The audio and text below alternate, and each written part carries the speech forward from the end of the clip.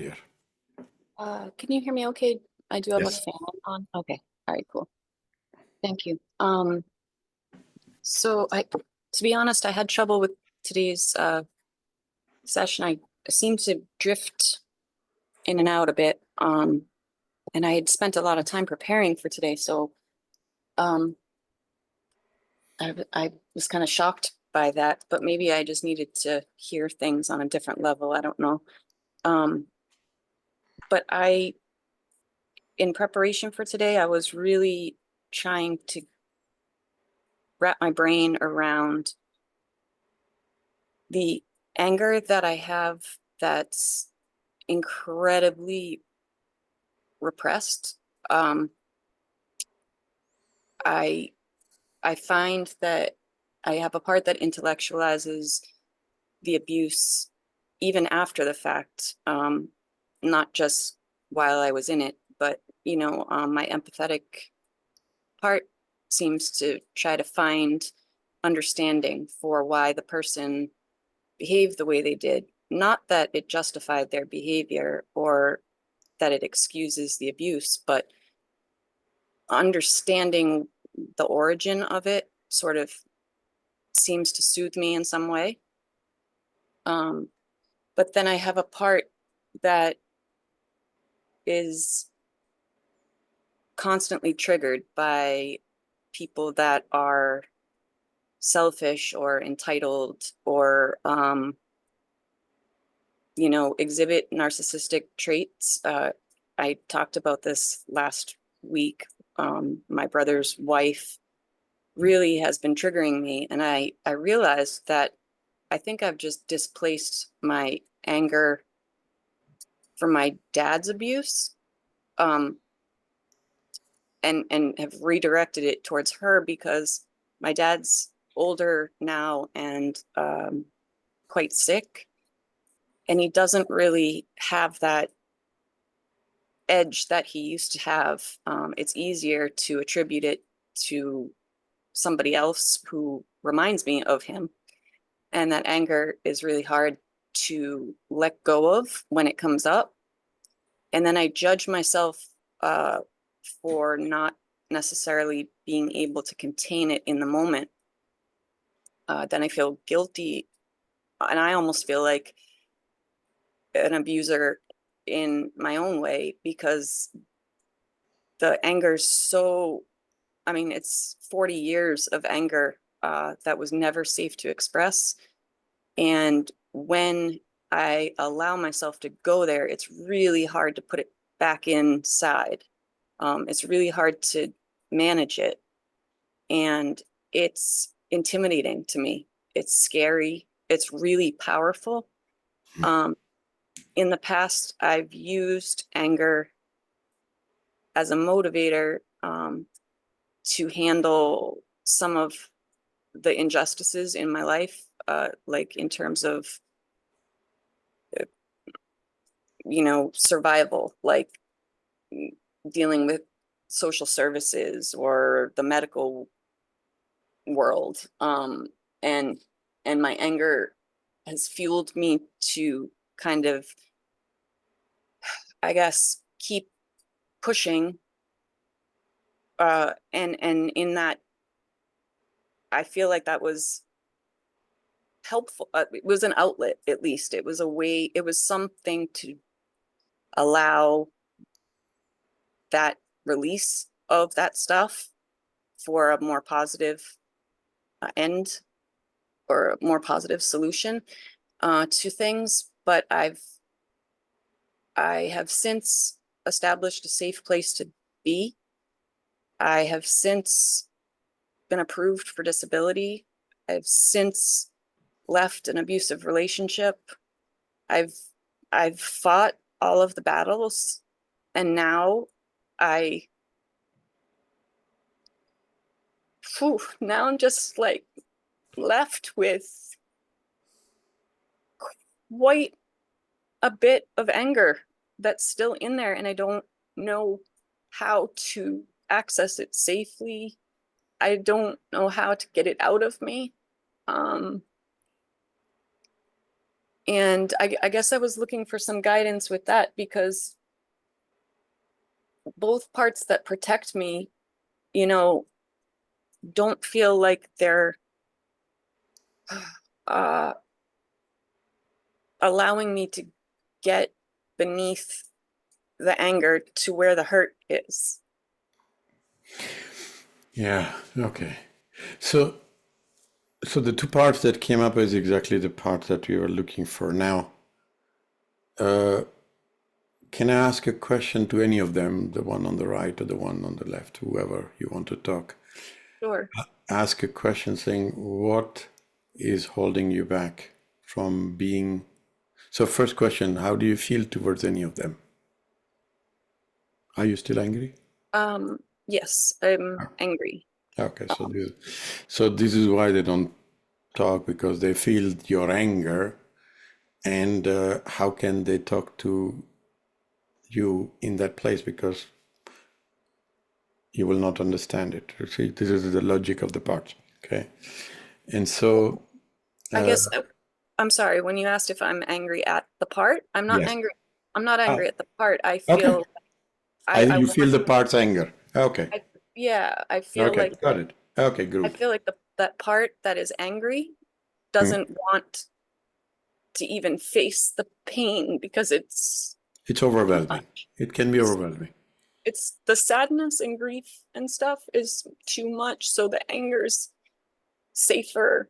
It feels safer Yeah. to lash out at the people that hurt There you me, go. and I don't do it at them. Typically, I do it in my own space, in my own journaling, and I feel like it's righteous anger. Like Yeah.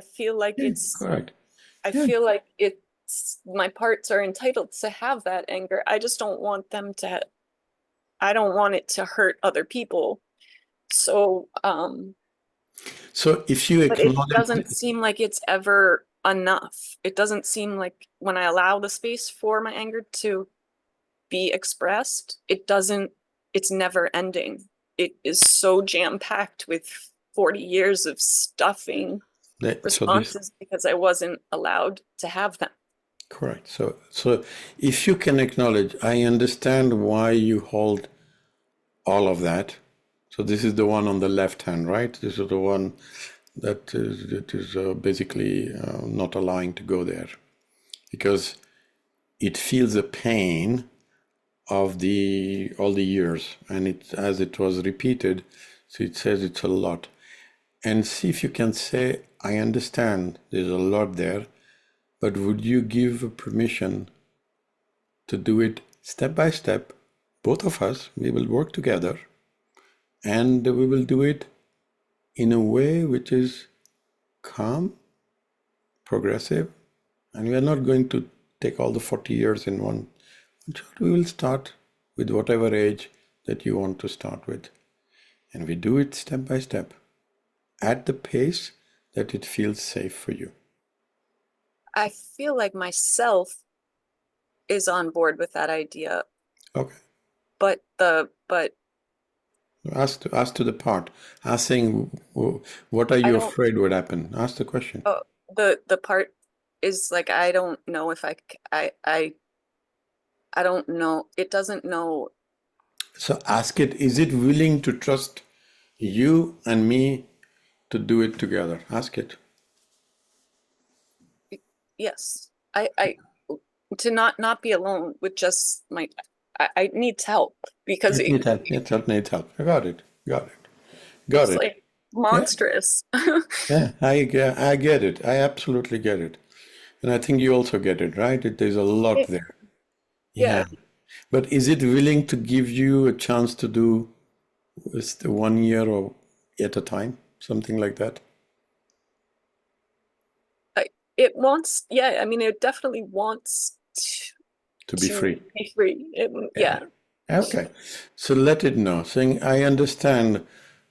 So just acknowledge two things, saying, I understand you're okay to do 1 year at a time at a source space. So I will follow your space. Secondly, see if you can acknowledge that I understand why sometimes we lash out in anger, because this is your hurt.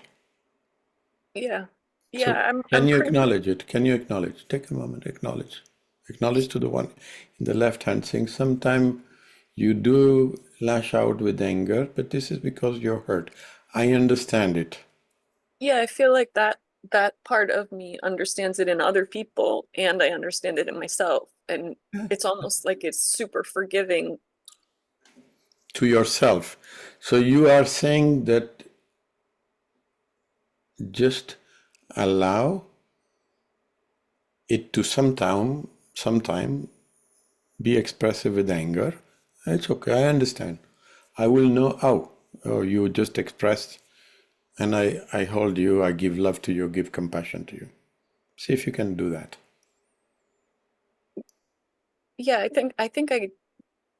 think I can do that. I think I do that Just when see I if, yeah, just right see now. if, yeah, correct. Take a moment to let it know that sometime if you lash out, I will still give you compassion because I understand why you are doing it.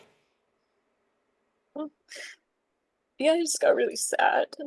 That's okay. And you understand why. You feel sad because it is holding so much pain. But you say, I give you permission to lash out sometime. It's okay. We both understand it. Yeah, I don't think it's ever really felt understood. Yeah, there you go. Yeah. So see, can you say, I understand you and I give you permission to lash out? I give you some time to be angry. It's okay. And we are going to work 1 year at a time. I think sometimes it feels judged even though it knows that I don't see that Yeah. So as can you say, I promise you I'm not going to judge you? yeah, yeah, And notice how it feels now.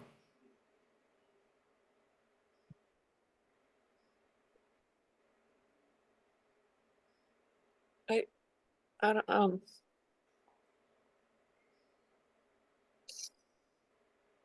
it's like kind of it's hard to accept that part said is hard to accept that because Can you promise?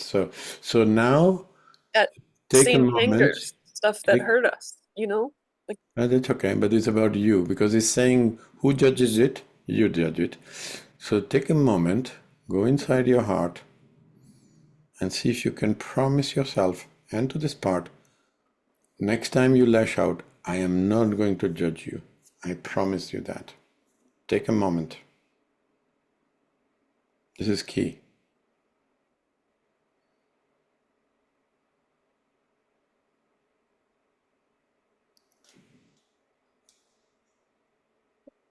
okay, I can I um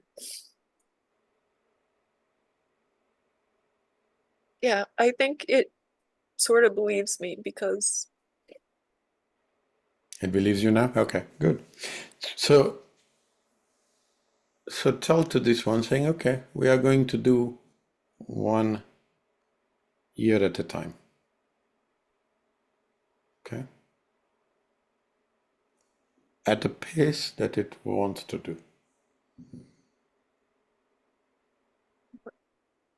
okay, but it's like how it kind of doesn't seem to have a concept of time. That's okay. Okay. It will tell you. So saying I follow your cue. I will follow whatever you say, okay, today we are done and we will stop. Okay. Yeah. What age did it give when it started? It feels like it feels like I have generations of anger. Oh wow, okay. Yeah, so Like it feels gigantic. I got And you. Okay. So can you do one thing? So now I'm talking to you, Carolyn. Can mhm, you do one thing? You do legacy unburdening yeah, on this specific one because it looks like there's a part that comes from this lifetime for you, and there's a, as you said, gigantic. So what some and in the process it says what percentage this life, what percentage past life, yeah, and you may be surprised. Or you can ask the question saying how much percentage is from this life, How much is coming from the past life, It, generations? yeah, it feels like I have gone there with that questioning, and it feels like, Still more to do. yeah, there's more to do, but it does feel like disproportionate to this life. It feels like Gigantic there. Okay. yeah, Okay. yep, So that's okay. So what you do is you run the legacy and burdening multiple times. okay, Okay. Maybe even once per day. okay, Okay. And you keep doing till this part says, okay, we are free from that. And in the legacy and burdening, there's a question to ask, where did it start? And it could point to different people every time. okay, Okay, so one can come from mother, another come from father, then the grandfather, and so you go, you follow the cue. okay. Okay, because it looks gigantic, which means there's a lot in the generation before, Oh yeah, there is. For sure. and that, and so, and the reason I'm saying that you do first is because two things. One, legacy and burden don't have trauma inside your body, but they have the memory. Okay, so they go fast. Okay, Okay, but as it's saying is gigantic, you follow the cue. You're saying, okay, come in, tell me who do you want to go today, and you keep going, and at a point in time, we'll say we are done. Then you say, okay, now we start with this life, and it may be so underwhelming that it'll allow you to do quite quickly. okay, Okay, so this is on the left side. Okay, now it's interesting, the left side starts to be more prevalent. This is the one that takes the pain because, and this is what my example I was going to give, but I will give later, is what you start to realize is the one that intellectualizes keep allowing it to happen because it keeps saying, let's keep, no, it's, there is a reason, don't feel bad. It allows to happen. It gives some justification, but the one that is taking the pain starts to go into, how do you call, like a back burner, because it doesn't have a voice, it doesn't, because you are not listening to this, you're listening to the other one. yeah, Till now, as soon as you hear it, it comes with all the stories. It's now fourth day that I'm doing, and every day I write a page of stuff that I took on for me, my okay, abuse. Okay, which I thought was only the sexual abuse and nothing else, but there's a huge abuse which happened, which my intellectualizing part was just saying, don't worry, it's okay, this is your path, this is, I mean, it tells you all kinds of reason to keep doing it. And yeah, now the other one, the moment it gets a voice from you, it's going to come with all the stuff. And the only way out is you keep listening to it, you keep hearing it, saying, okay, tell me, I, I'm, I understand, I acknowledge it. I will work to heal it. I will work to heal it. I work to heal it. Okay. so I allow the intellectualizing voice to speak and then wait You for have the done other it one. today. You kind of did it. Okay. Yeah, Because the intellectualizing one has to come to term with the one that never spoke up for itself yeah, of the pain. And the moment it starts to see pain, I say, oh my God, oh wow. yeah, So I don't have to take this anymore because this one, look at the pain that it gives to us. So as a collective, you stop to intellectualize a narcissist or accept that behavior. So you stop now and no more in the future. And then you start to do the healing of the past. okay, Okay? okay, thank you. But thank you for the question because this is not only for you, but it's for everybody here for the subject of this one. Yeah. Okay. Thank you.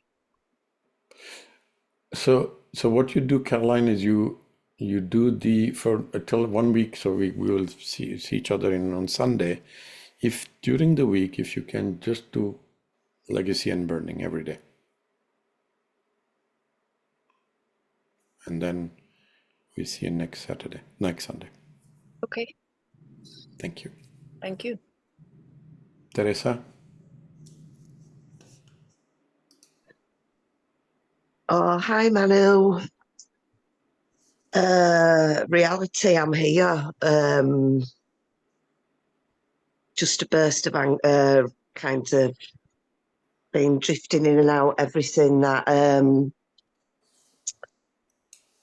we've been doing, in the session today. And, there were a lot said there, Caroline, I'm not sure which way it said, but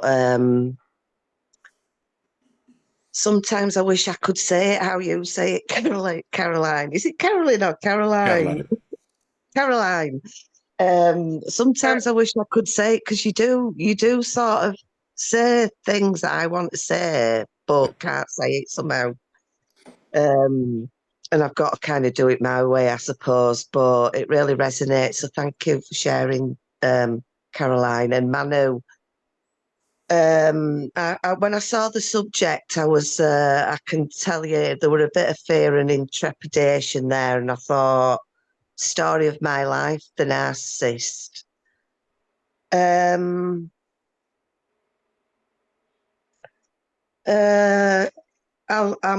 What I thought I'd do today, because whilst we were doing the meditation, I wanted to go through what I experienced in the meditation, because I want to, get some insight. Well, that's what I'm here for, but I'm just getting to my page here where I kind of started, and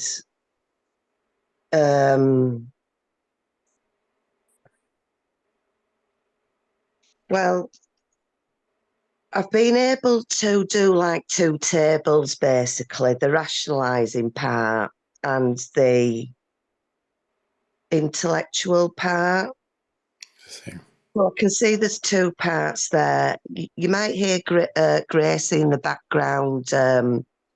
She's whining quite a lot, but I'll come to that part. But if you're hearing her, it's just where she's at the moment in her situation. You did say to me, Manu, that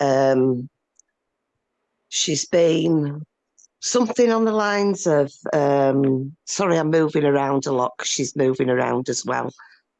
Something on the lines that she's here to teach me a lesson or teach me something, and the thing is, Gracie has been my absolute saving grace. She's done for me more than anyone's done, a human has done. I mean, she saved my life. And when I was, suicidal in that dark place, the fact that she held out a paw to me, and it stopped me from taking any actions, because I thought to myself, who's going to look after her? And she's been my rock in that department.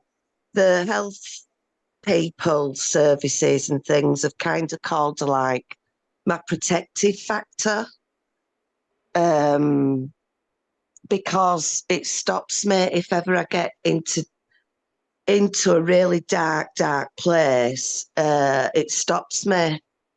It's like a block. Okay. Now, I know Grace is I don't know how long she has got left, to be honest, because she's been, this is in context, and I'll bring in the narcissist into the equation here, Manu, and what I've found out in the meditation. But she's been a very poorly dog from word go, basically, and it's been backwards and forwards to vets more or less all her life. And she's in a situation now where every vet and everything is in total. They've never seen anything like this thing that she's got, but all her legs are deformed. And she's had this deformity and it's been progressing. And it's become where she's on quite a bit of medication now. She's still happy and everything, but I know what is coming. And I've had 6 months she's been on this amazing medication, but things start to happen, and she's been very, very ill over the last few days. Because basically when her legs go, that's it. So I've had to have some difficult conversations, and it's about timing and everything. But I do know that I have to face the reality. I don't know how much longer she's going to be here. And she's my rock. Now, I know intellectually, should I say, how am I going to match calamity with serenity? Somehow I've heard something said, because she won't be here. Now, I don't want to. There's a part of me that doesn't want to get to start detaching from her, but I don't want to, because I know what I'm wanting to do is shut down memories, because if I have a memory, it will connect me to her. So I've seen this pattern of, I've kind of gone through, when we talk about the ages and things, so I've been able to do like two sides, the rationalising part and the intellectualising part.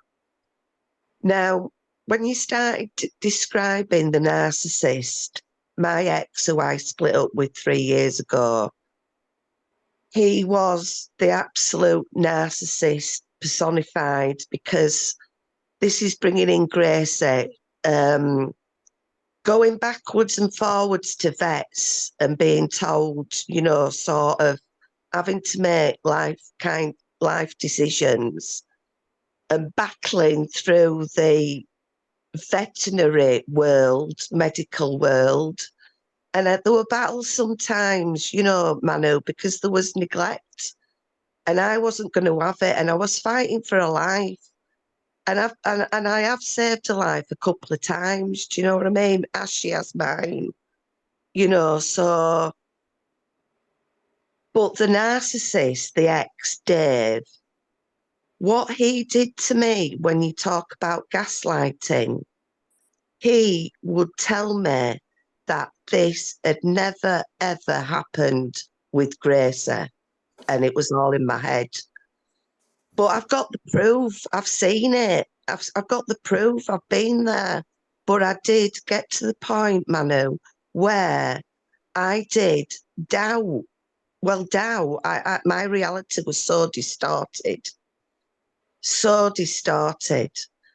And I've kind of, I'm talking about the most recent narcissist. He's been out of my life for 3 years, but there is a connection, because it's like we became a unit. Gracie was like our little girl. It almost resembled my childhood. He's like the narcissist. I was like my mum in a sense, and then like Gracie was our little girl. But when we did split up, I mean, she were devastated, and everything. But the connection is, he pays like monthly towards her vet bills. He gives me something. So he's been doing that for the last 3 years. So there's still a connection. So each month I send him a little photograph and that kind of thing, and thank him for the money. And I am grateful for what he does, because it's a big help. But it will bring me into, I know what he did and how he screwed my mind up, basically. And I almost wanted to describe this critical part of me, Manu, as a narcissist, critical voice. But I know I'm not a narcissist because the reason I know I'm not a narcissist is because I'll put other people's needs before my own to the detriment of me.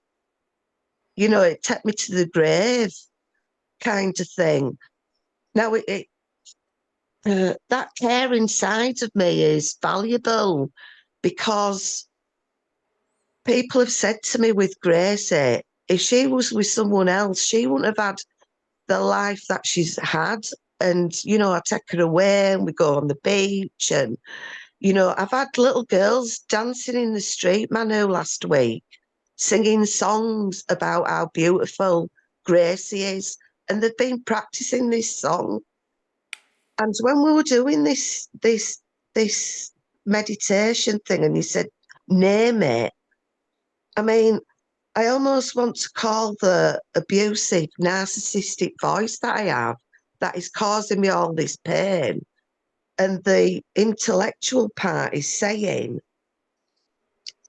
what, you know, like all the questions you're asking, you're saying, well, what are you protecting me from? And it's saying pain. But the rationalising part is wanting to protect me from pain. So I've kind of been able to unify them, but and holding the stones, but to sort of say, look here, we're both causing each other pain unnecessarily here, you know, and there's enough out there, you know, I'm surrounded by gaslighters, you know, there's so many out there. I don't need a gaslighter inside of me, you know. Now, the thing is like when we talk about a safe place and stuff, Manu, when we're the stones, I mean, one of the stones, the intellectual part, I want to call it Gracie, but the thing is, I'm scared to call it Gracie because I know there's a part of me when she's not going to be here that's going to not want to block her out of my life. And this is what I've done. This big black hole that I've created is because of so many things out of my life because I can't stand the pain. The thing is, I'm not only blocking out the pain, but I'm also blocking out the good. So I don't need to be able. She gives me a lot of comfort when we were doing the meditation. I was actually holding her, and it was quite funny when she was listening to the tuning forks because I kind of went through her life from inception, and I've been told it's because it's genetic and it's because she's been overbred, you know, kind of thing. And people have said to me, you know, when she got you, she struck gold, you know, because she wouldn't have been here, you know. So life has been so valuable to me, but I'm scared to call this part Gracie. Okay, so can I intervene? So two things, and then I would like you to. Called Harold. I'll just finish on this, Manu, but Okay. there's a safe place with Gracie, and I think I want to be able to, in the future, when she's not here, to bring her back to me and remember this time we had today. Because Take it this was phone. so beautiful, because the tuning forks helped her too. Okay.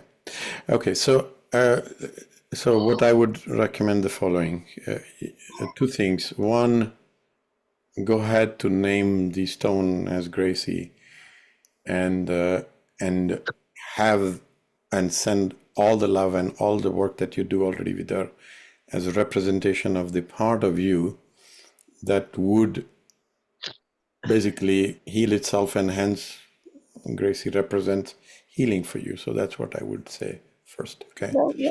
Okay. And second, okay, what I would ask you to do is to I will send the recording. Please go through this session a few times because there's a lot there for you. Okay. Thank you, Manu. I mean, I've called the other part Harold, but I kind of also want to call it Dave because he was the person who said this wasn't happening to her and that it was all in my head, but it isn't. Yeah. So, but it's So also this about is the stone on the left side is the one that holds the pain, and it yeah, feels to, and so work with that and keep doing it. So that's why what I would recommend is that stay with this now and do the recording every day for next 12 weeks, so that you can bring love to both of them. And they both said we don't need to give pain to each other, which is that's it. yeah. That's it. So you'll send the recording, did you say? So, You'll put it yeah, on the tomorrow. WhatsApp group. Tomorrow morning you'll Thank have you. the recording. Thank you, Manu. Thank you for listening. Thank you, Thank you for Teresa. being Thank you. there. You really are a lifesaver for both of us. Thank you. And for the community too. Thank you. You're a lifeline. Thank you, Teresa. Thank you. Thank you. Hey, Jim, go ahead, my dear. Manu, hi. Okay, I suppose there's a few things. Thank you for creating this space as you always have. I thought, got is that my phone isn't working too well. There we go. I reading the messages that you put out for us to prepare for the Sunday session. I found the idea of the stones quite difficult because well, I suppose it could have been an easy answer in that I go outside, I just pick two random stones. But I somehow feel that stones are quite special, you know. And it's something that I have to find. I feel as though I have to find them somewhere else other than the back garden, and it's just a couple of grey coloured stones. So I wasn't able to. It can be any object. The idea is not the stone itself. The idea is to hold it in front of you, so then it represents, and then you put a label, you work with it, and then afterwards, when it's done, you can take the label off, and it's over. Okay, so it's a form of representation, and but actually, what you're doing is you're talking to your part. Okay, so yeah, so you can do that. You can. I mean, I've done it with a pen, a piece of pen. I mean, doesn't matter. Okay, so the object is not of relevance. However, I've seen people take crystals and use them. Stones is another one. It's in the practice. So there's no judgment on anything that you use. That's why I said, take a stone or an object. Yeah, I think I can think of a couple of objects. I can resolve that because I think, as you said to others who have spoke about listening again to today's meditation, I will do that through the week, and I will have objects with me at that time. The other side of the message that you posted, I found quite so easy for me to write on. With the two sides of me, the narcissistic abuse, what intellectualizes and what protects. I feel as though it's my brain that intellectualizes, in the sense of trying to understand past experiences. At one point, hoping that the narcissist in my life would contact me somehow, but that's not what narcissists do. Even though I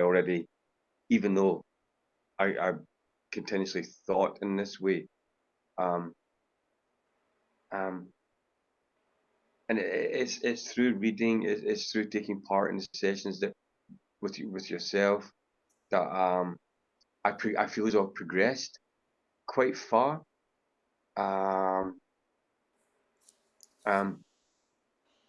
So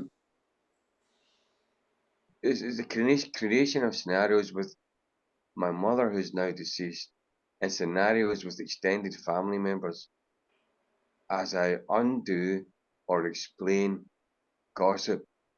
I present my truth. Now I know that given our past conversations that this is never going to happen with the dysfunctionality. It's my brain that's trying to intellectualize and find ways to process, I suppose, the grief and the trauma, the hurt. So so just to say, the intellectualizing part tries to justify. Yep. So that, and there's a reason it does it. That's why there's a question asked to the intellectual part saying, what are you afraid would happen? Its fears make it continue to intellectualize, make it continue to say it's okay, whatever it's going on. So there are fears, and their fears can be different for everyone. In some cases, it may be fear of financial, another one can be fear of safety, another one, some other fear. But the fear is what lets or makes the intellectualizer in part continue to do it from the past, right? Yeah. And now we are coming into this session, or we are coming here, is not because of the intellectualizing part, it's because of the other one, the one which feels the pain. Like in the case of Caroline, it was the one that felt the anger, okay? And like in Teresa's case, is the one that feels sadness of what will happen if I lose. And so the pain is what is causing you to be here and working on it, because pain triggers. Okay. Yeah. And so the purpose of the session today was to have you come in front of both of them. They both have, like we heard before, that both of them are to prevent pain. But then it seems that they're not able to do it because one intellectualizes and continued to do. The other one kept on being suppressed, and now it wants to come up and express its whatever frustration, anger, etc. Okay. Yeah. Well, I guess. Sorry, Manu, for interrupting. Yeah. I guess for myself, I experienced anger for a long time, and maybe, yeah. And now, given what you've just said there, my fear was loss. Loss was my fear. But now I know.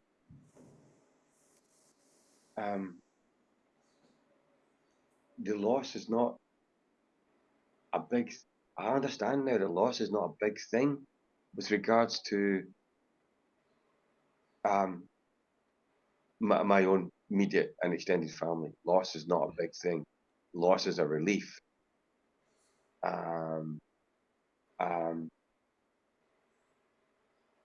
So yeah. The anger I've gone through, and also because of the work that I've done, and now, as you said in your past sessions, I recognize the anger, I acknowledge the anger, and the anger goes to. I try to make the anger go to one side. Yeah. Yep.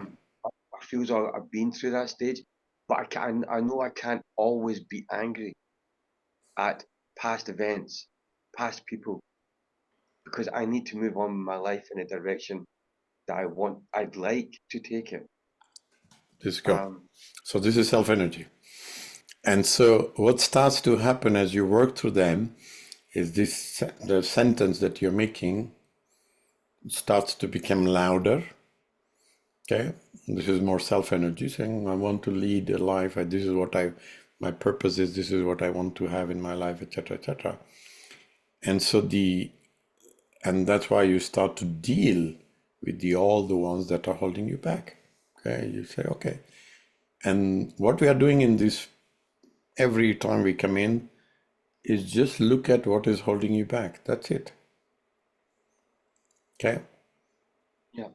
The whole story If you just step away and zoom out, the whole story of this work is about unburdening burdens that hold you back into your life. We all have very good clarity about why we came here. We have it all, but we don't express it because we hold these, what we call burdens or traumas or whatever the word you use. And they come from different places. So one of them, today's topic was narcissistic abuse. Okay? It comes from there. It could be coming from something else that we tackled before, but they all kind of gel into the same path. Okay. And as you work through them, you start to more and more recognize that, oh, I can live my life purpose. I can be on my journey. And as you step into this, it's not that it's over. I mean, I was just saying, I have an example of last 10 days when working, it started with my shoulder pain.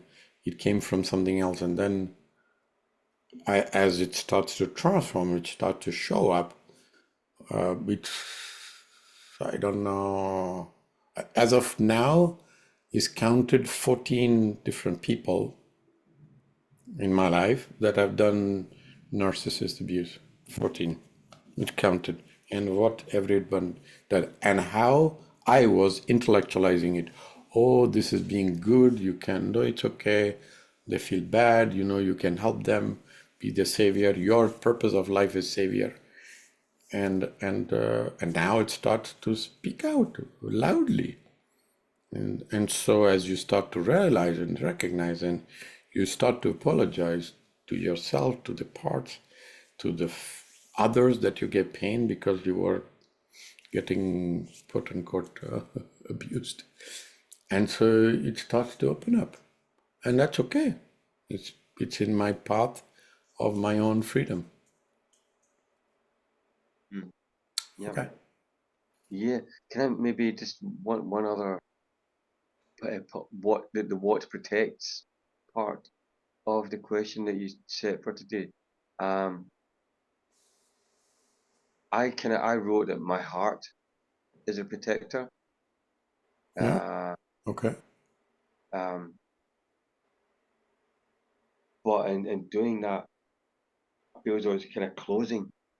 I'm having to close it all the time because of the traumas. There you go. So it's a little bit like what we spoke for Caroline. Okay. You have to give it permission to say, I'm going to do it slowly. We are going to do it progressively. So listen to my answer that I gave to Caroline. It's exactly the same. Okay. The reason it closes is because it's overwhelmed and afraid. Ask the question and promise that we will do one step at a time. Yeah, that makes sense. Yeah, lovely. Thank you, Manu. Thank you, Jim. Joanne? Hi, Manu. I just wrote some notes before I turned my camera on.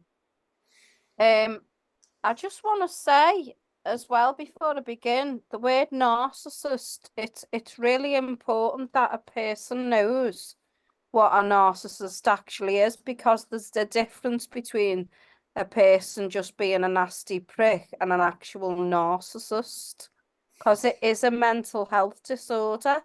It is really a disorder. And I followed this guy and he talked about it perfectly, Manu, called Dr. Sam Vaknin. He focuses on the different types of narcissism. I didn't know there was different types, but there is.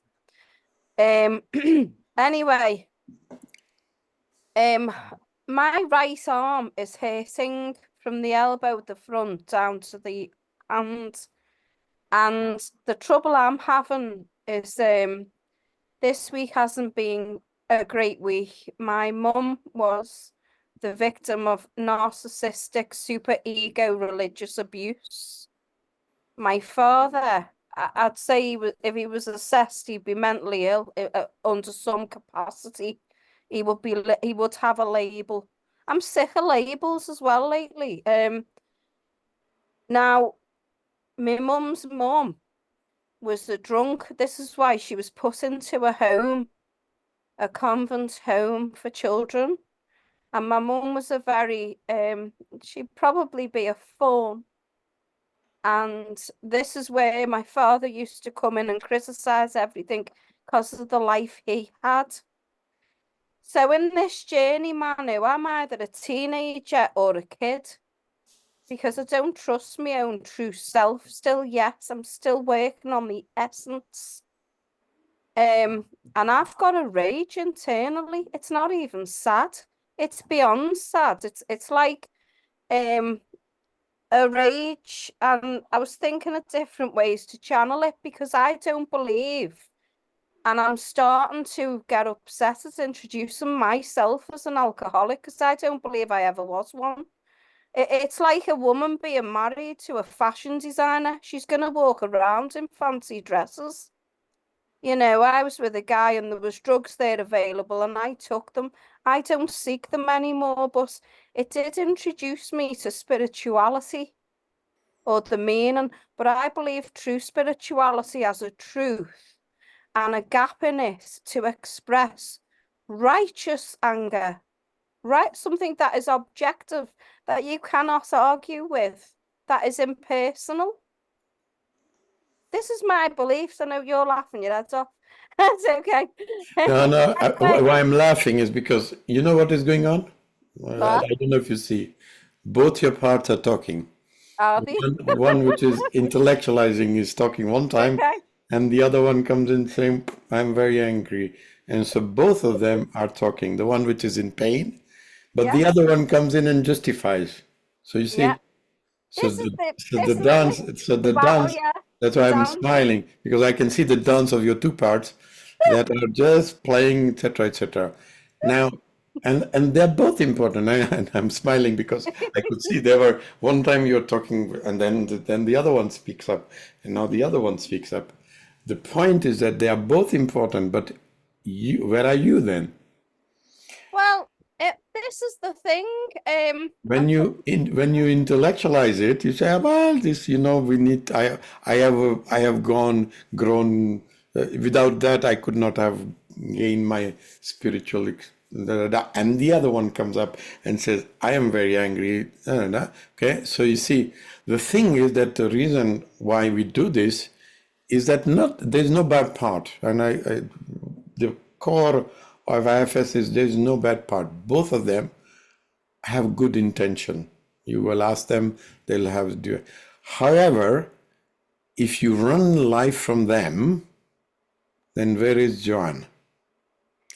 And then the Joan starts to say that, okay, so what about me? And then, then she starts to go down because these two, which have good intentions, both of them have good intentions, are running the show. When you come in here, we say, okay, so I see you, and I see you as well.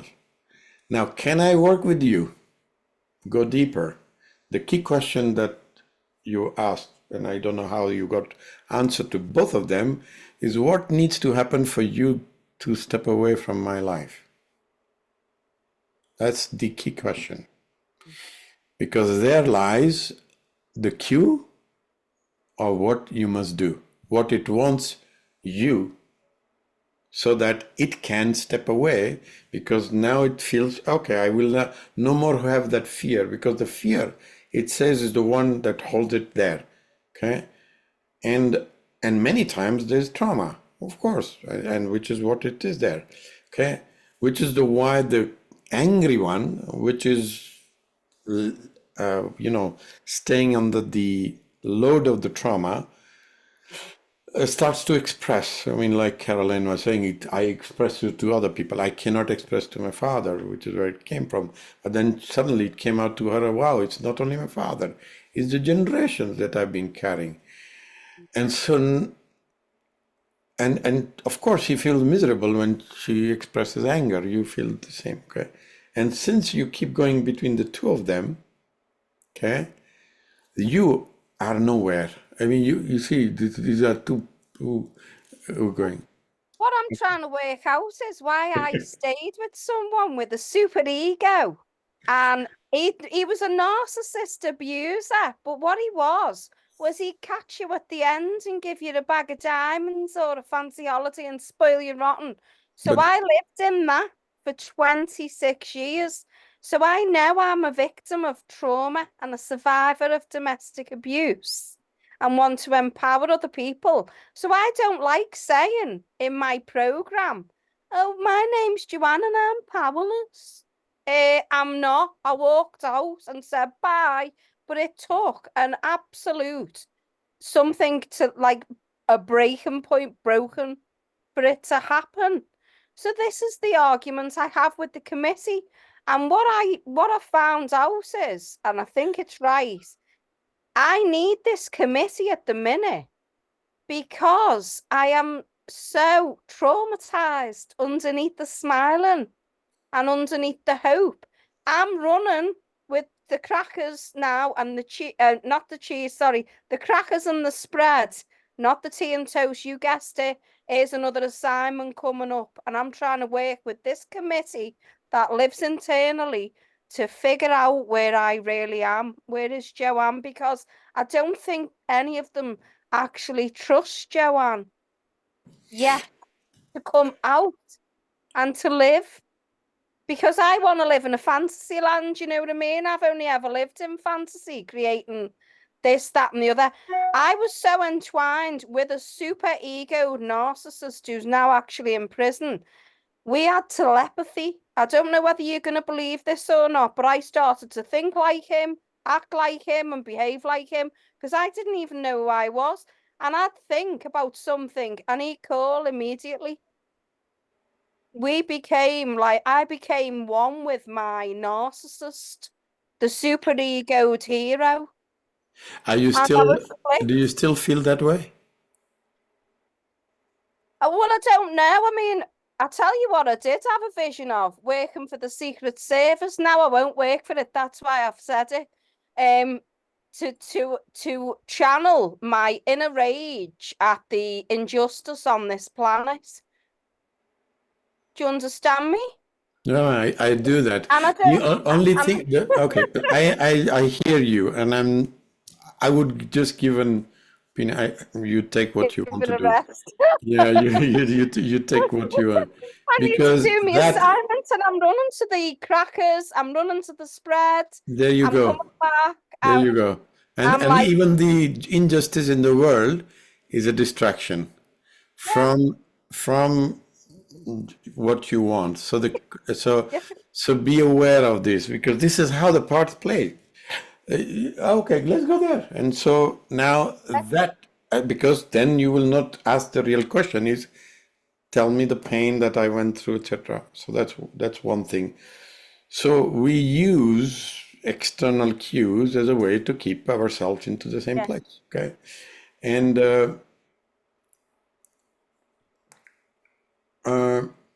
so that's one thing. Second thing, oh wow, I missed it. Oh God, telepathy. No, no, yes, telepathy. Okay, I think I said it in the last session, but I will repeat because it's important. And this happens to people that go through very long abuse.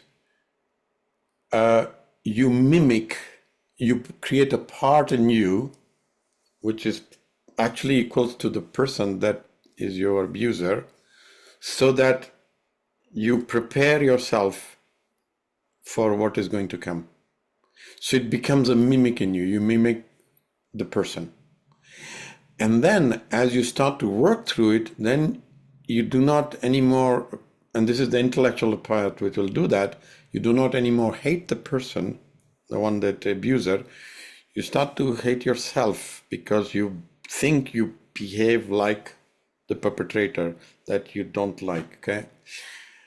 And this one takes a precedence into your being, okay? And so recognizing it and telling it, I understand why you came in.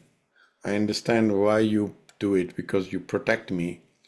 Because by mimicking the perpetrator, you prepare me for that. Now what needs to happen for you to basically be out. And the reason it keeps doing it is because it believes it's still in the danger of the perpetrator, because it's stuck in time. Yeah. Okay.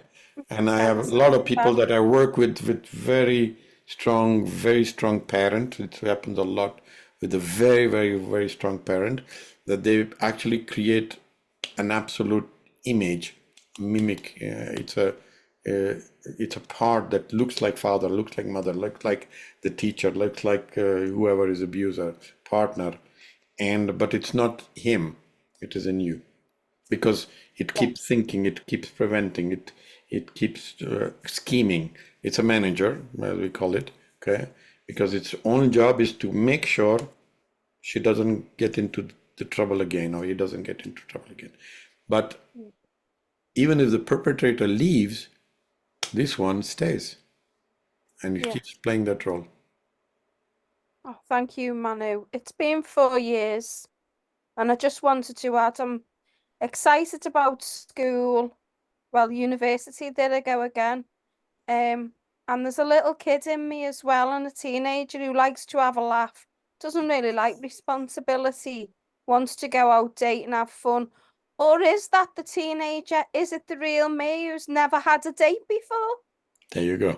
But and it's okay to do that. It is absolutely correct. However, spend time in healing the little girl. Otherwise, the teenager will bring in all the protectors. That's what she's doing. And will repeat the pattern of the teenage, because that's what she knows how to do. Okay, so just be aware. Okay, that and it's frightening. It's this is an illness. I believe this what I've got is almost like an illness, because I wouldn't go there. I mean, wouldn't go in it's there. too hard. It's too hard. I think Too this much. is being too hard. You're being too hard. Well, or actors. It's like I'm different actors. These different parts. And they're all playing their roles on stage. Correct. They all are burdened, and they all are tired, and all of them will be willing to go. Yeah. So I'm going to bed early. I'm tired. I'm knackered most days. There you go. So it's absolutely okay to become a teenager, to feel like teenager. Yeah. However, just see if there is hurt of the teenager that is still pending. If it is pending, work with it, and then be a teenager. So her fears, her protection will not come in, and you be with all the parts of you that wants to have whatever it wants to have as a teenager, without looking at the back, looking at where the danger comes from, and creating a mechanism to protect from a danger which doesn't exist anymore, but it thinks it is there because it's stuck as a teenager, right? Thank you, Manu. I've been living, I live isolated alone. Very rare. I'll have a friend up. Very rare. You know. This is protection. This is protector. This is your protector. Yeah, all the protectors. Yeah. So have a date with all of them. Have a date with your protector. Date with them, yeah. Instead of thinking about going on dates. One after time. Absolutely. I've been doing this since now 2 weeks. I tell you, 2 weeks. And so I use a writing pad. It's 4 pages that have been filled, which is a list of people and events that came through. All of them that I have intellectualized. All of them. Each of them. And every day it's revealing one more. Here you go. And I said, thank you. Because it means I am in the path of freeing myself from it. Thank you, Manu. Okay, Liz, go ahead, my dear. Hi, Manu. Thank you. So I just wanted to say that I struggled with the beginning part of meeting with the exercise that we were doing, and I think that's probably because I've got an outside issue going on that's come sort of out of nowhere, and I'm in a bit of a strange place because of that.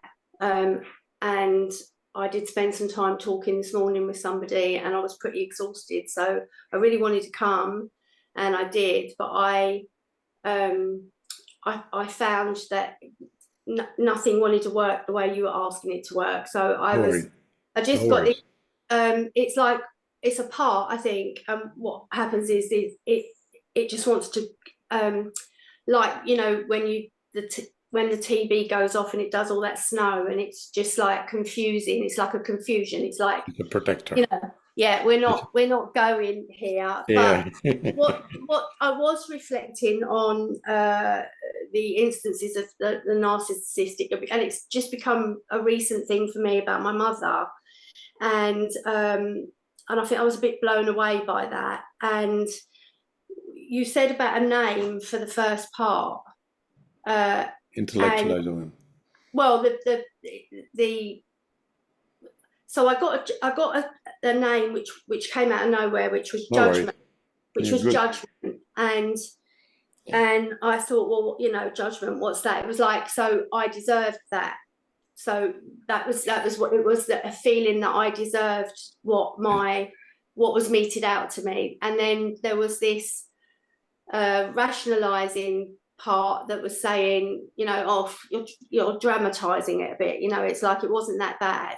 And I think what's going on, when I was trying to, you know, have a conversation with one of them, and then I thought about, you know, them having a conversation together, and I think what's going on here is that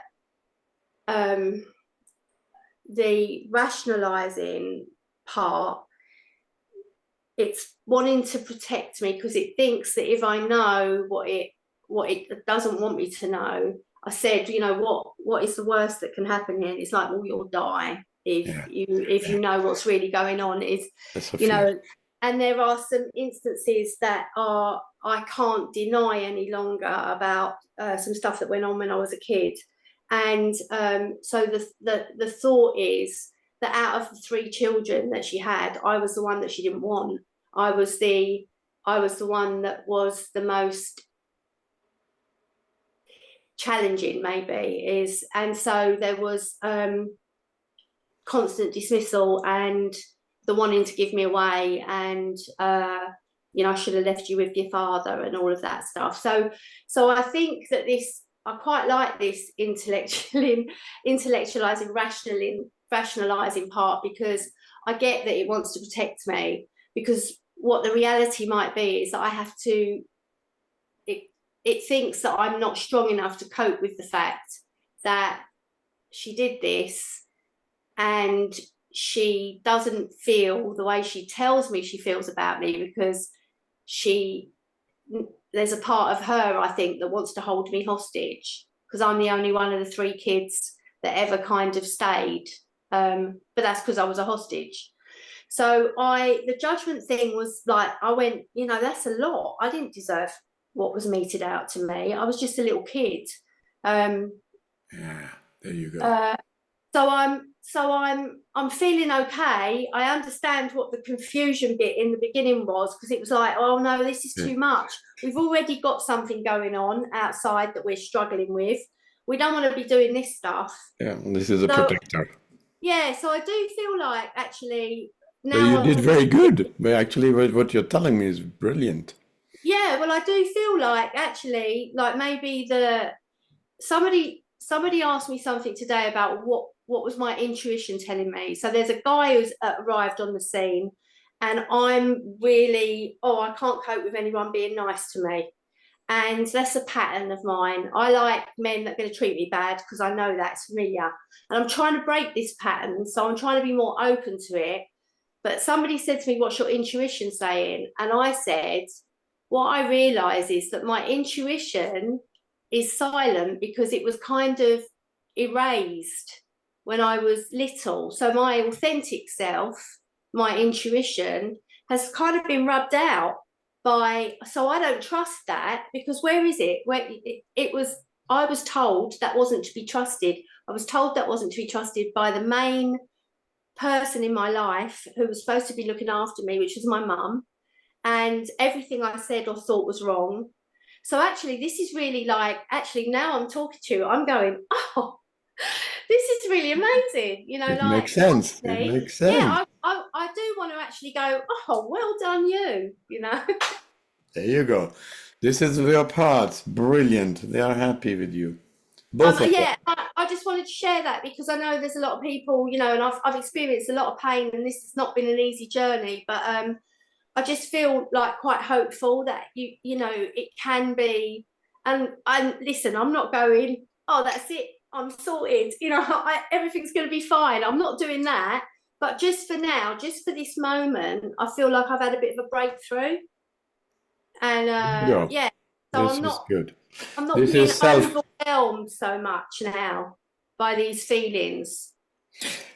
In IFS, we call it self-energy. This is what is self. So it is calmness, it's compassion, you are courageous, you have clarity. These are all C's of The C's, yeah, the yeah. C's, you know, the Love eight. the C's. You've got to love the C's. They are all C's.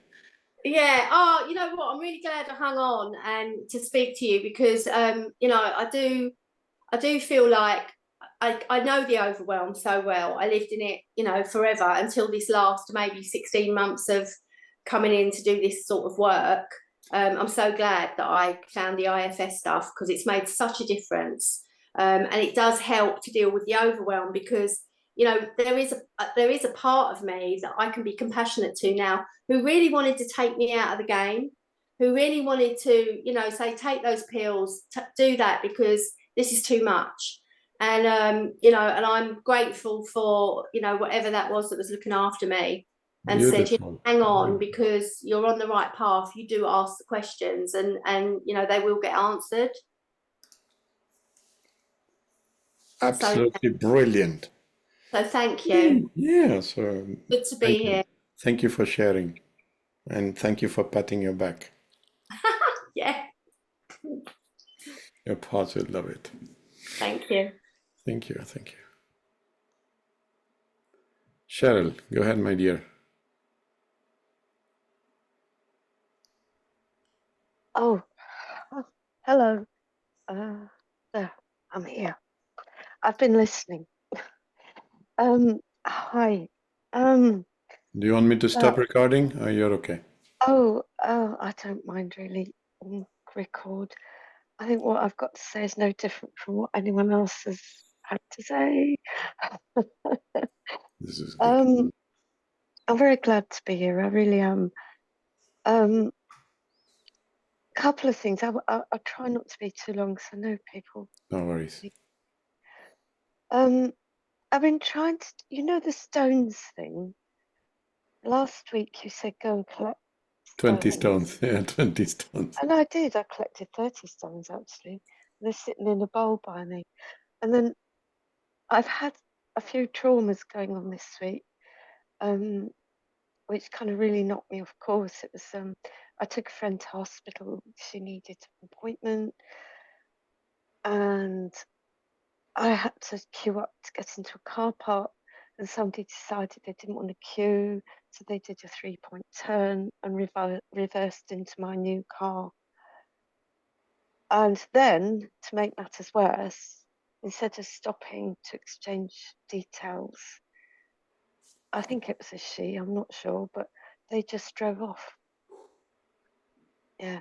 So I've had a bit of a week of it, what with insurance. I had to write out a police report, blah, blah, blah. And it's all, you know, new car, I have to go to the garage, go, So it's not so much the car thing. Yeah, but I was so upset that this person was so dishonest that they just, you know, drove off. I mean, okay, people do it, you know.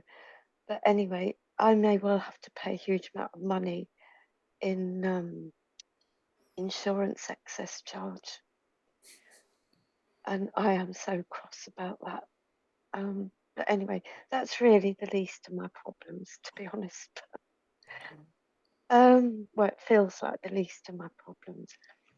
What the problems are, I have been for a very long time doing lots of research on narcissism because I suspect that there have been many in my life, and one in maybe two, maybe three in particular have caused me.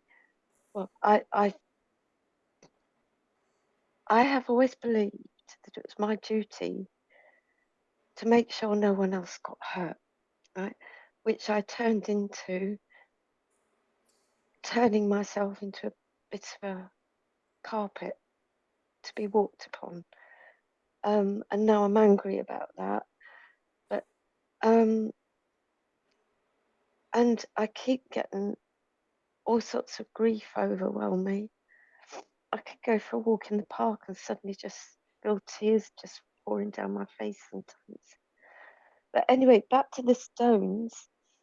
Every time I went to do it, something procrastinated in me.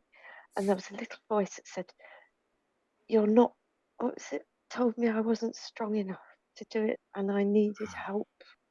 Okay. So I thought, oh, all right then.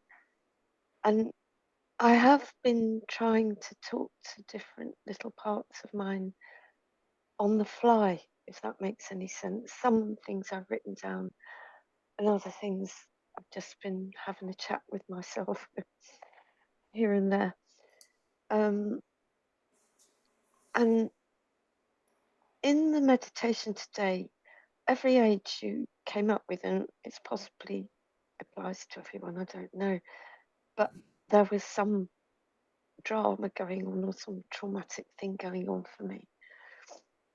And I've been doing an awful lot of deep diving into this stuff because I haven't been able to reconcile the situation I'm in now and where to go from here. I'm feeling terrified. I am getting a bit better. I am a bit better than I was, I know. But even so, there are still things keeping me stuck. But one thing that I've done last week, for a long time I've had a desire to see if my father is still alive. I haven't seen him since, I don't know, I was three, I think. And my mother hated him with a passion. And I was told what a monster he was, and grew up thinking that I must be half bad if he was such a monster and all that business. Anyway, I've done something and I'm a little bit frightened of it. But it's to contact one of these. I got in touch with these, people, these organisations that finds long lost relatives and stuff. Sorry, someone's. Is it me wants his dinner?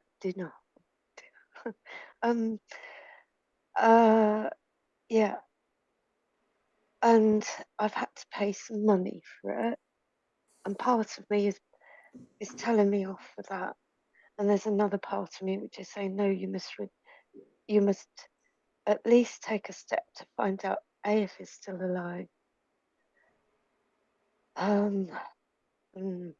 don't know. So, but this is scary. It's scary stuff for me. I honestly don't know if he was a monster or not, because he did try to contact me when I was very young, 16 and 20, and my aunt didn't give me those letters. She burnt them. So I haven't really had the opportunity to get any closure on it all. And I honestly think it's profoundly affected me all my life, because I seem to be very attracted to domineering. I mean, I'm talking about throughout my life. I'm old now, I suppose, but not that I feel old, but I am. I have always been attracted to men who've hurt me, and also women, and the profession I chose was probably so bad for me that I went into the theatre, into classical ballet. And that all went pear-shaped because I got sick. And my mother said that I couldn't go home because I'd made my bed night to line it, so it was my fault. And it was horrible. And I've got this still churning around in me. And it hurts, you know, that my mother rejected me. Not that she was, I mean, she loved me, kind of, but she was so young when she had me. She was more interested in kind of her own life, which she had to be in a sense, but wasn't very nice for a tiny child. Anyway, so I'm spitting this all out. I don't know why it's all tumbling out and probably makes no sense. But I am quite frightened of, I mean, I'm telling myself off for even thinking it's a good idea and spending money, but the other half of me thinks somehow I just want closure on my father business. Okay, so what you can do is there's a session we have had. I think you can see it. It's called conflicting, like we did today. So just talk to the two parts. Put them in stones if you want to. Okay, and just talk to the one which is scared and the one that wants to do it, and have them have the three open conversation. Normally, it helps to resolve because there will be an outcome that will come out from the talking to the what are you afraid, why don't you allow, what do you think is right, etc. So it's like three adults having compassionate conversation, same story. So just do that and use that as a way to move forward, because otherwise you stay stuck in this. But you see, the thing why it's become so important to me is that I believe I'm currently dealing with a narcissist, and I've been trying to back off. And the more I try to back off, the more this person tries to hoover me up. Yeah, correct. I've been. Joanne was talking about that guy Sam Bankman, and that is more frightening than contacting my father again. And also, what's more frightening is feeling as I am at the moment, you know, for the rest of my life. And there's a lot I have to work through. Yeah, correct. So do one thing, practice this, because as soon as because there's an intellectualizing one which is telling you, let's keep doing, let's keep doing, let's keep doing. I'm very good at that. You're very good, exactly. And it has rationalize. Exactly. And that one has, and for all of us, all of who have gone through that, the intellectualized one is the one that kept you stuck there. Because this is the one that said, no worry, you're not too good, you're not too smart, this is not right, or this is your mission, whatever the story says. Well, it's the story of you mustn't hurt them. Yes, for example, this is another one, don't hurt them. Yeah, it's another one. Okay, and everybody will have different story, but it's one of them that keeps you stuck there. The one with the pain has literally no voice, because this one is like the big boss or the big, he says, I'm right and you are right to have this. And this is what my story, I had 14 of them counted till now. I think every day I get one or two more added. People that did this abuse or what I call narcissist behavior, etc. And for all of them, I had, there was 5 sentences that are very common, why I allowed it to happen. But the one with the pain had no voice, and no voice. And the pain could be mine, but pain could be also family member who's getting impacted by that. I had no voice. And so my own intellectual part will quieten everybody else, saying, okay, you know what? if you don't do this, so for me, what is saying is this is your life purpose. You are here for that. If you don't do it, you're a failure as a human being. That's what my intellectual, the one was telling me. So of course he said, no, I am here for to live my life purpose. So I would allow it to happen. And then this one now, because it has a voice, it's coming with a list. It's coming saying, I tell you another one, I tell you another one. And the other one, which was intellectualizing, is coming down and saying, oh God, I'm so sorry. I thought this was right to do, but apologize. And I've started now to apologize to my wife, to my son. I don't know how many people I've apologized in the last one week, because this is what saying, oh God, that is how it was. So as soon as the intellectualizer one starts to realize the pain from the other one, then it starts to understand the impact it is causing and will stop to do it. Yeah. Well, the intellectualizing one of me has been going along with what I've been taught is right and proper in life, right? Now, when I say right and proper, it might have been right and proper 50 years ago, but not so much perhaps now. I don't know. Yeah. And I have kind of, for want of a better word, endured a lot of stuff that perhaps I shouldn't have. Yeah, but this is what the intellectualizer one was giving you reason to do. But And the other one, now the you're other starting to one, say it. yeah. Well, another thing that came to mind is that I feel like an egg that's been cracked open. Yeah. And I'm spilling out everywhere. There you go. And that's okay.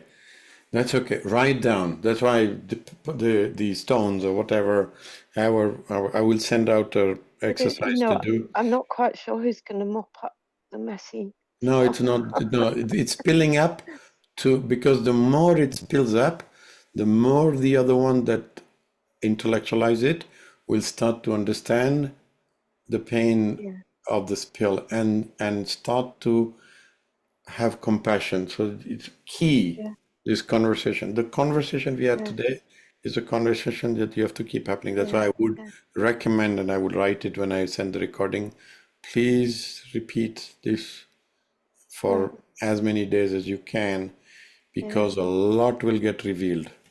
And it's okay. It's okay. Write down. But I don't want to end up feeling like a victim at the No, you moment. will not. This is why it has to come from. No, but I do at the it's moment. because you have not healed anything. That's why you're a victim. Because the pain still exists. I mean, I keep telling myself I'm not a victim and I'm strong and blah, blah, blah. No. But inside that pain is just horrible. Yeah, right. So it's this so is what. lonely as well. So yeah, so you have work to do. Yeah. Okay. Well, I don't know what I'm going to do if I try and do it again and Yes. get those voices saying, "Don't do it now. You're not strong enough to do this." You know. So That's so what's this in my is where head. you have to push. Yeah, I agree. Yeah. Okay. Thank you. Thank you, Manu. Thank you. Most welcome. Melanie. Okay. And then. Hi, this is Melanie. Are you able to hear me? Yes. I have a question about if you would talk a little bit more about that part. When you were talking about the part mimicking the perpetrator. Yeah. Something flashed through me, but then this is what happens. It flashes through me and I have an understanding, but then the intellectual head takes over and destroys. I can't stop overthinking. Like I can't, that's what's killing me.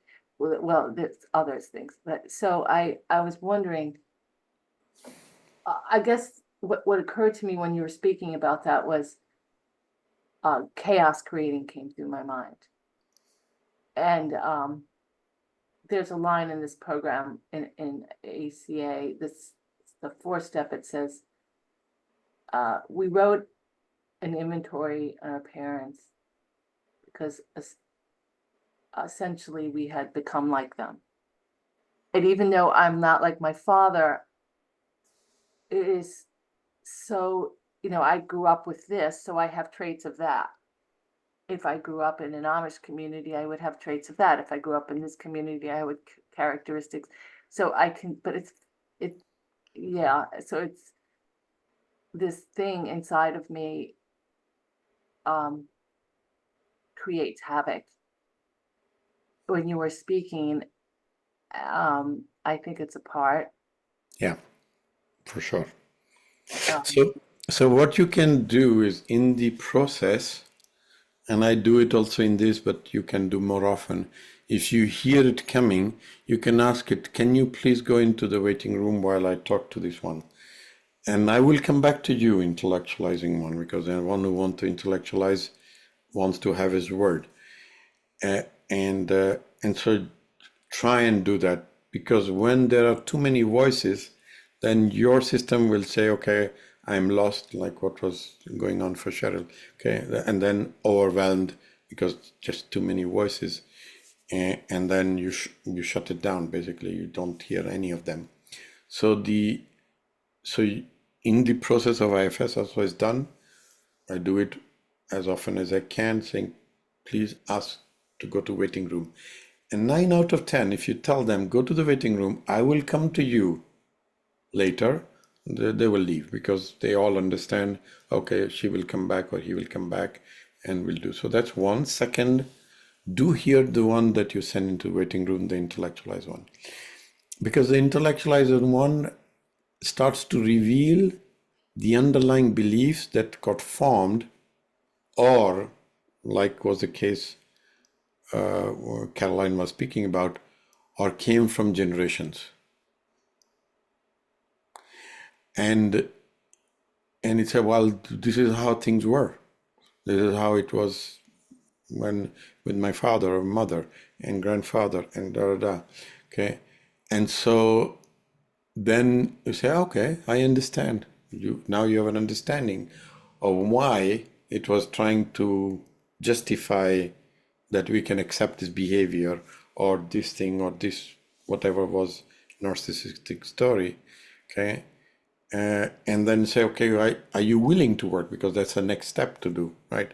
For the moment today was to recognize their presence and to acknowledge where they come from and hear all of it out. Then the next step always is to say, oh, whoa, there's a 4-year-old, it comes from the past generation. So now we start to work on that.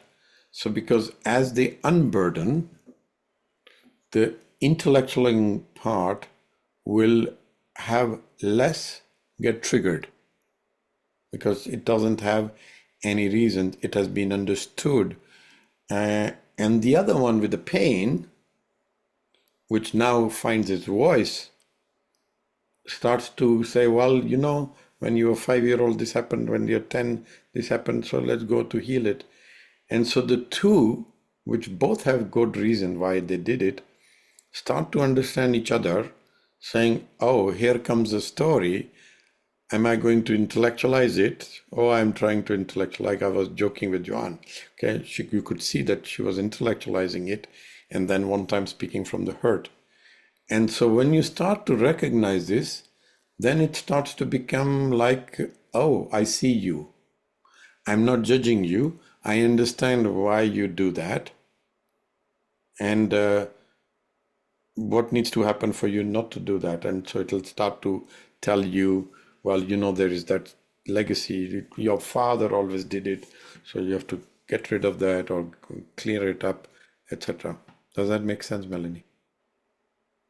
I was noticing when you were speaking, I'm going to listen to the recording, that I was dissociating very quickly. Yeah, I know there's a part of you that and so this part of you that dissociates, can you bring it in now? Oh, okay. But then when you were speaking, I was starting to come back. But it gets triggered. It does triggered. Yeah, it does triggered. And it has a reason to do it. Well, and I understand that there's a reason. No, I don't know that I'm leaving. I just experienced that with you right now. Yeah, it is somatic. It's like it's inbuilt. Yeah, but can you ask it to if it's okay to bring itself up? And if anybody else has something, you can do the same. Okay, just see if you can bring it up if it's willing to come up.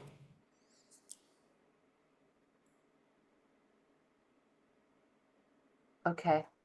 Where do you feel it in your body? I think in my upper part of the body. Okay, so see if you can connect to it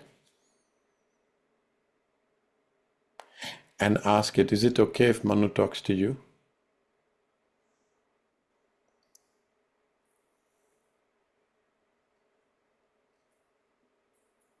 Says it's busy right now, but let me talk to it.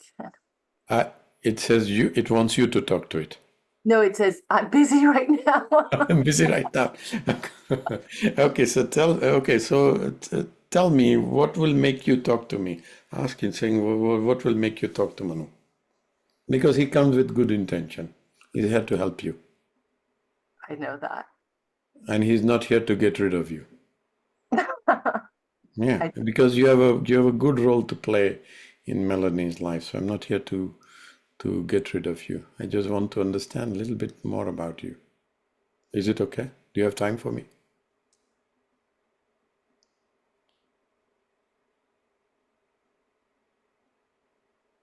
Yes. Okay. So tell me what makes you do what you do? Keep me safe. To keep her safe. Okay, so this is the intention.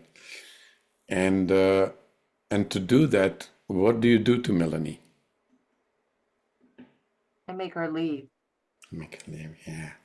What are you afraid would happen to Melanie? What is your fear for Melanie? Can't handle the pain. Okay. Yeah. And this pain comes from where? When did this pain start? Before her time. Okay. Does it come from another generation? Yes. Who does it come from? Father side, mother side, or in the culture? I don't know. Okay. Okay. Culture, yes. It's more in the culture? Okay. Well, I think it's both. Well, both my grandmother and my father had the same sort of barbaric narcissistic mix. Okay, there you go. It's okay. I understand. So grandmother and father, right? Yeah. And Okay. mother. And mother. Those were the main perpetrators, but then there were others. Yeah, but those are the main ones. Okay. So I have a question for you. So I'm now talking to the partner to dissociate. Are you okay if Melanie is going through releasing the burdens from the father, from the mother, from the grandmother, because they are not from this life, this come from past life, other people?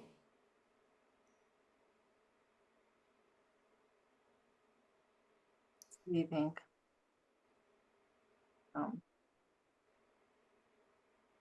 Or what would make you allow Melanie to do that? What needs to happen for you to give permission to Melanie to do that?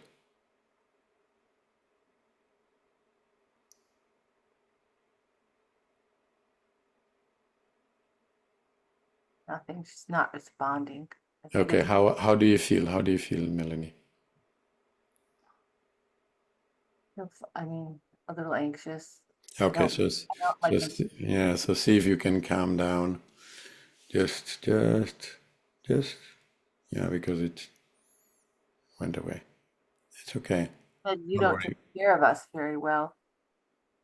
Yeah, don't worry. We are holding Melanie, so don't worry about Melanie. She's here. So see if you can come back. The dissociated part.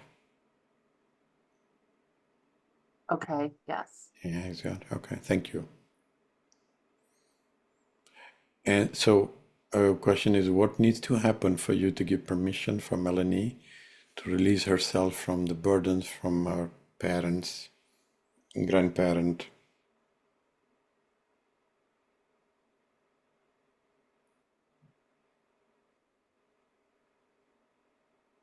Needs to be empowered in other ways in her life. Okay, okay. Can you give an example for that? What would you like Melanie to be empowered with? Stable housing. Okay, stable housing. Okay. Okay. Okay. Okay. Yeah, we get it. We get it. So can you acknowledge saying to this part, saying, I get you. I understand why you sometimes dissociate me. I understand that it comes from my legacy burdens, but you are asking me to have a stable housing before you give me permission to work with it. Just acknowledge.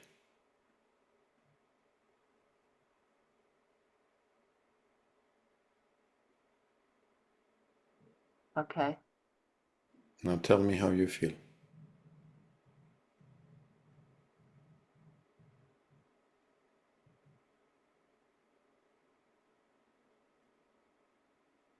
Sort of like I'm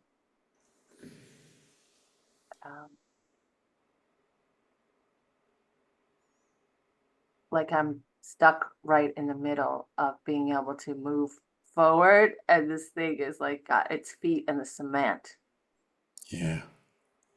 So it feels, from what I understood, is that it feels you unsafe without a house.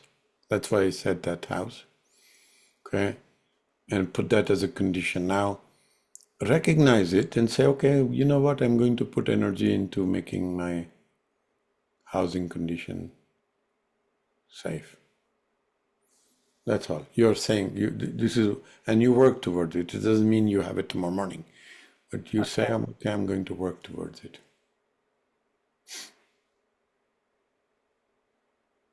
And you take note and you do whatever you can to work towards it, because it feels you unsafe without a housing story, and then it's afraid that it will come and do something to you. Okay. Yeah. Yes. Okay, good.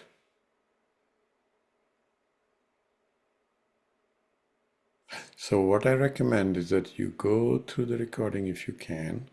Okay. And when this part that you just associate with gives you permission, you do legacy and burdening, because you are holding a lot from them. It's a little bit like you said for Caroline. Okay, thank you. You're most welcome. Okay, I will take a question which is here in the chat. Marriage K. Okay, you have put quite a few things there for me, the topic. Okay. Okay, so I believe you have some, as you said, you have still work to do.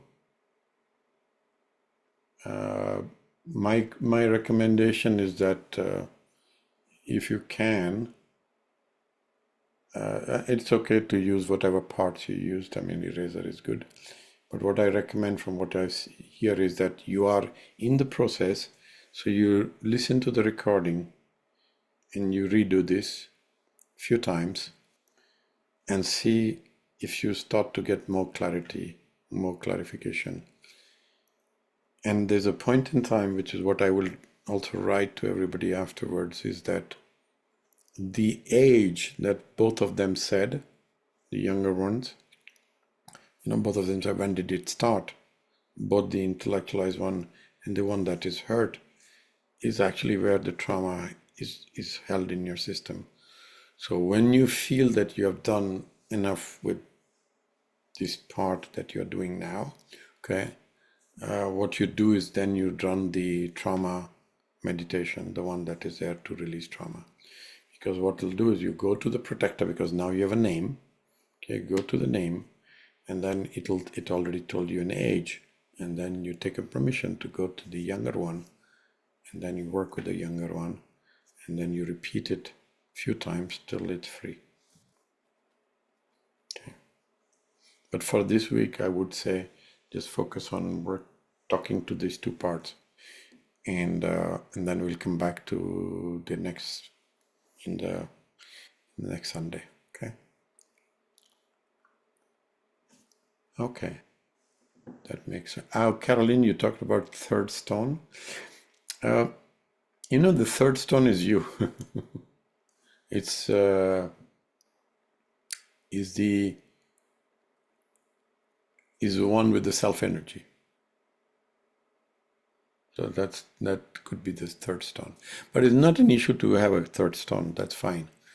But from what I saw you write, it looks like the third stone is you with the self energy, and these two are the ones that are holding the fort that you're working with. But try third stone if it works well as well. Okay.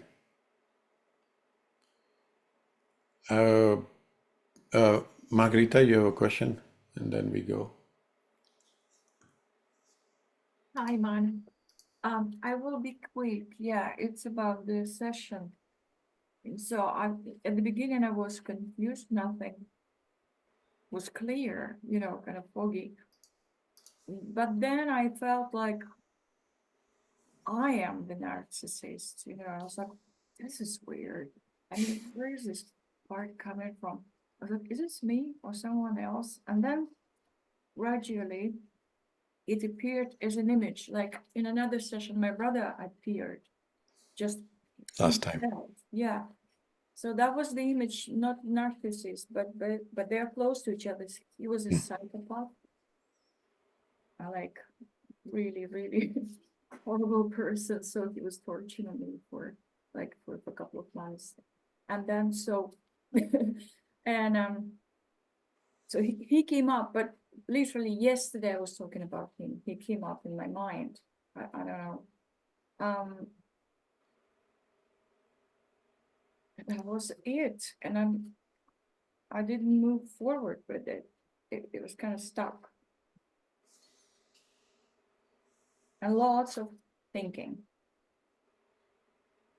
Okay, so what I recommend you do is, because that means that the image represents the person, okay, which is most likely on the left side, the pain. But then there's a part that actually intellectualizes or says it's okay to feel like that, or to be in that place. Is my brother. It's a lot. It was thinking a lot. Yeah, all kind of different things. Yeah, correct. So it's okay. And so what you do is you keep connecting to both. And also a little bit like... Oh my God, I'm sorry, Manu. No worries. It brought me to the situation from this guy, from the psychopath.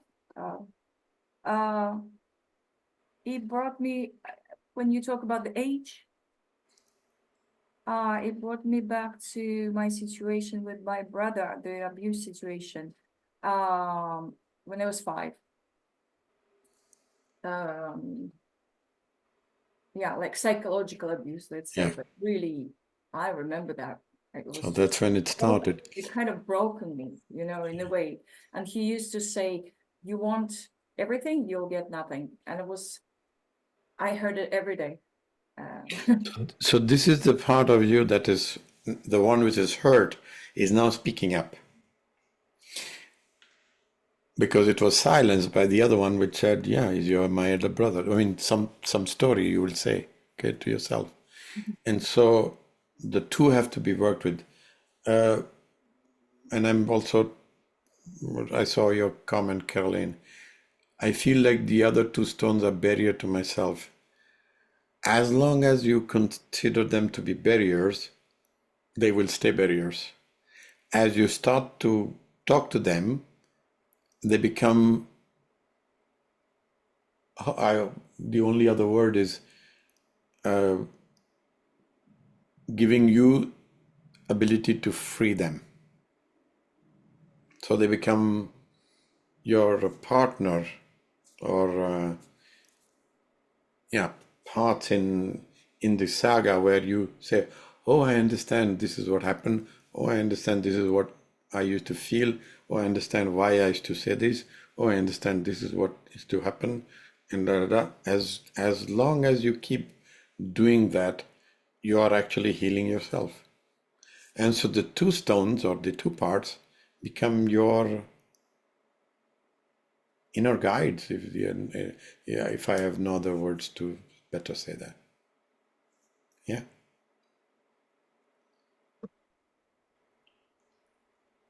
Yeah, I like that. It's a team of three now. So it's me with the left and the right. And we three will sort out everything because we are family. You understand they have good intention. They are not here to do bad to you. They just have different perspectives and Hey, different pain. Corinne, yeah, you want to? hey Manu, I posted a question before 1 o'clock in the chat, and I think you just missed me. If you could take a quick peek at it, I'd appreciate it.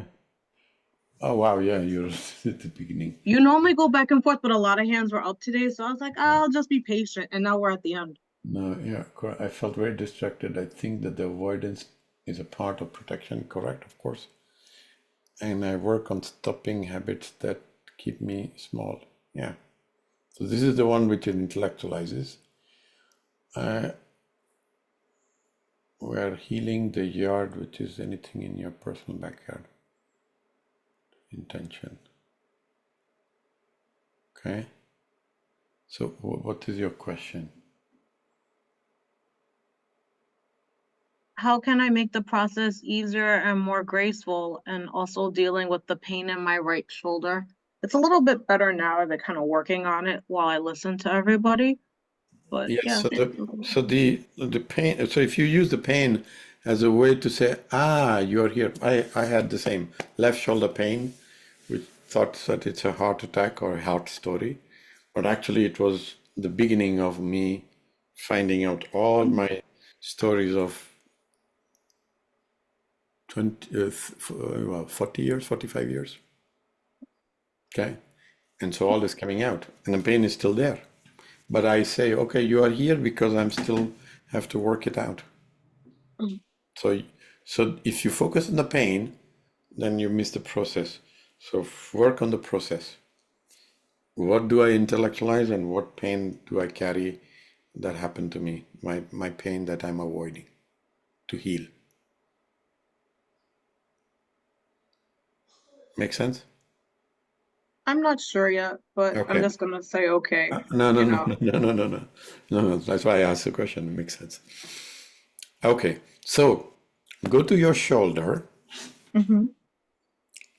Shoulder is representing, because it comes up now, something which we call narcissist thing that have happened in your life. And then work on the two aspects. What do I intellectualize? What do I tell myself from the events in my life? And what pain am I hiding?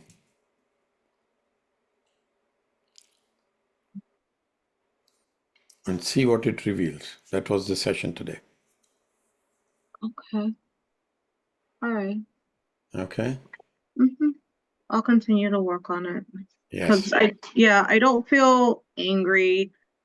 Sometimes a little bit low-grade depression, a little bit sadness, a little bit not wanting to move forward with things. More along those lines. I feel like I had enough time with anger. I'm sure there's something still in there. But just like I said, I just want to make progress and I want things to be a little bit easier. More energy would be great. Well, so either you start with your shoulder or you start with what you're saying, more energy. So use that as a cue. Okay. Thank you. Welcome. Okay. Yeah, we can take your question. Manu, I'm sorry. I really didn't catch it. So I need to work with the 5 years old just to exile, is it? If the 5-year-old is coming up, this is your brother, yeah, correct. Just with myself, yeah, with me as 5 years old. So you With my start with your daughter. brother, Mhm. and then you go to 5-year-old. Okay, okay, thank you.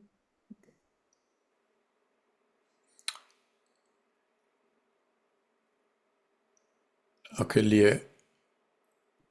Go ahead. Hi, Manu. Thank you so much for today. I have a question. So my question is, I can have self-energy that does show up with care, compassion, a bit of communication that is trying to facilitate a connection. This is with my partner, my husband. But when I don't feel received, which is often, sometimes I've got enough self-energy to walk away and take care of that need to connect with somebody else. But if I have gone to him sort of almost half cooked, you know, like almost like I've gone too empty to him for a connection, I will collapse into a part. And I've got various parts that will show up. Does that make sense at all? Yeah, it does. Yeah, absolutely. Okay, so I'm trying to break. I'm trying to get to a place where I'm looking after myself enough that I'm not going to him. Well, I mean, I've got to probably change the relationship because he doesn't receive me. But ultimately, I almost can't go near him when I don't have enough self-energy. If that makes sense at all. No, it is okay. So in the context of today's session, if I use the same context, the one that you just spoke about is the intellectualizing one, which says, you know what, you don't get it here, let's get somewhere else. So that's what it's justifying. It's justifying the choice you make. Okay, so you talk to it, saying, okay, why do you do it? What are you afraid will happen, etc. And since when are you doing it? Probably it's something which has been doing for a long time. Okay, and the other one, which is what you feel from your husband, okay, is your hurt. Okay, and that's why I go into a part. That's why you don't work on it, because it's painful and just okay. And so the intellectual wise diverts you into something else, and then you accept whatever you say I don't get from him, and you put the blame onto yourself a little bit, right? Okay, I will go there. I will get some. So the one which is intellectualizing is diverting you to go and look somewhere else, etc. Not to deal with it. And it's telling you why. Okay, so use today's session. Okay, if you go back and talk to the one that intellectualizes and tells you, let's go somewhere. Okay, and go into asking questions, and then think about your husband, and what you say as a hurt that you get from him is the other one. Yeah. And there's multiple parts there though that could be that multiple. hurt. Could be multiple. Yeah. Or could be one that is holding multiple pain. Okay, depends. If they're multiple, it's okay. Bring them all up.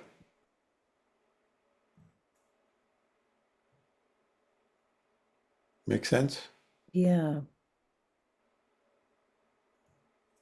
And can I ask one last question? If it's not easy or quick to answer, I'm happy to pass over to somebody else.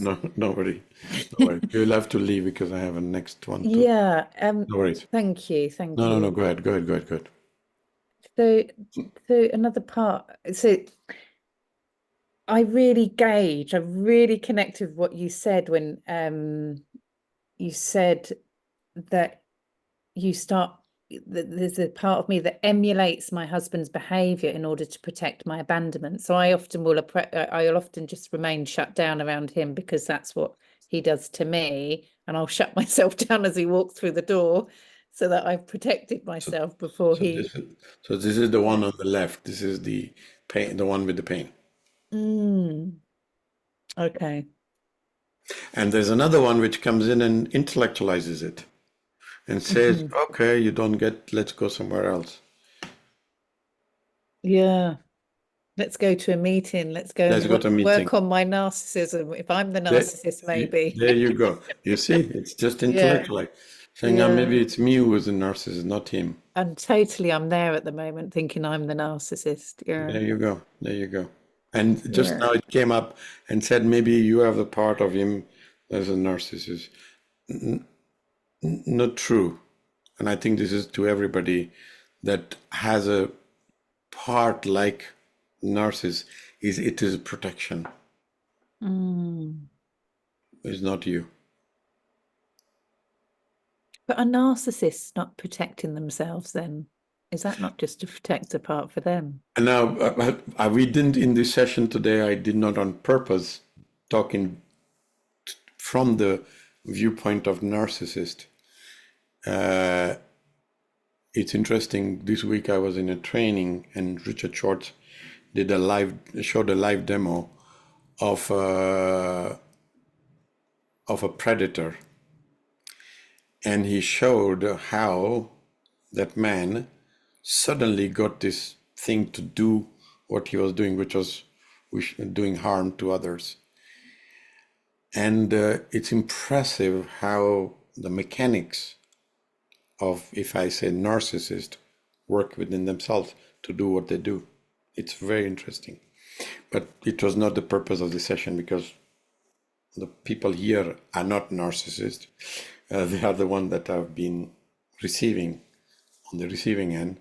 So I didn't want to put any defense mechanism for those guys here, because otherwise, you know, a part of you will get very angry, saying, so Manu is not protecting that guy. So, thank you. It makes a lot of sense. Yeah.